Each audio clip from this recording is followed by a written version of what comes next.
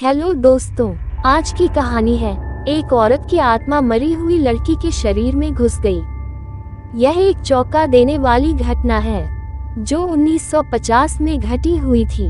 उत्तर प्रदेश के रानी बाजार गांव में एक रामप्रकाश तिवारी नाम का आदमी रहता था। उसकी 5 साल की लड़की थी। उसे कैंसर की बीमारी थी और उसकी कई जगह से इलाज कराने के बाद भी वह जिंदा न बच सकी। रात के 1 बजे उसकी मौत हो गई।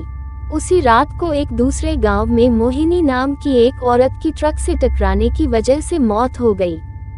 मृत के परिवार वाले लोगों ने उस औरत का दाह संस्कार कर दिया।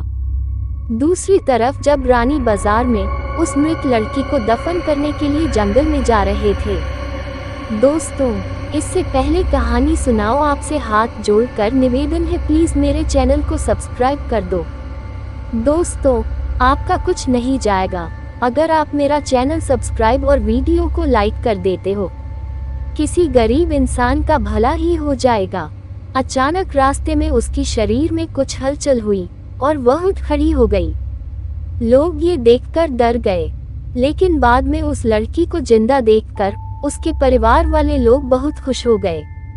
लेकिन लोगों को ये पता नहीं था कि उस लड़की के शरीर को किसी और की आत्मा ने जकड़ लिया है। उस 5 साल की लड़की के अंदर मोहिनी की आत्मा घुस चुकी थी। वह अलग जगह पर आकर बहुत दुखी और परेशान हो गई थी। उसका खाना खाने में भी मन नहीं लगता था, लेकिन उसकी माँ उसे अपने हाथों से खाना खिला देती थी। एक दिन वह लड़की अपनी माँ के साथ उसके मामा जी के घर जा रही थी और रास्ते में अचानक वह जगह आई जहां मोहिनी की ट्रक से मौत हो गई थी। उस बच्ची ने अपनी माँ को इशारा करके बताया कि ये रास्ता उसके गांव की तरफ जाता है। उसकी माँ ने उसकी बातों को अनसुना कर दिया और अपने मामाजी के घर पहुंच गई। उसके मामाजी के घर के पास मोहिनी के गांव की एक औरत सिमरन किसी काम से आई हुई थी।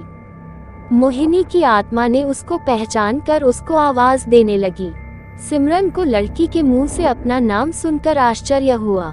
सिमरन के पूछने पर उस लड़की ने उसको अपनी पूरी घटना बता दी और बोली कि मेरी मौत से पहले ही मेरे घर वालों ने मुझे जला दिया और इस बच्ची की खाली शरीर को देखकर इसमें रहने लगी।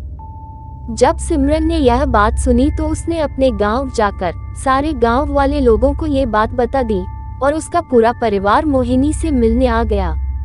उस लड़की ने सबको पहचान लिया और वह अपने पूरे परिवार के साथ अपने गांव चली गई और उसने वापस रानी बाजार आने के लिए मना कर दिया, लेकिन लोगों के समझाने पर वह मान गई। इस तरह वह दोनों परिवारों के साथ रहने लगी।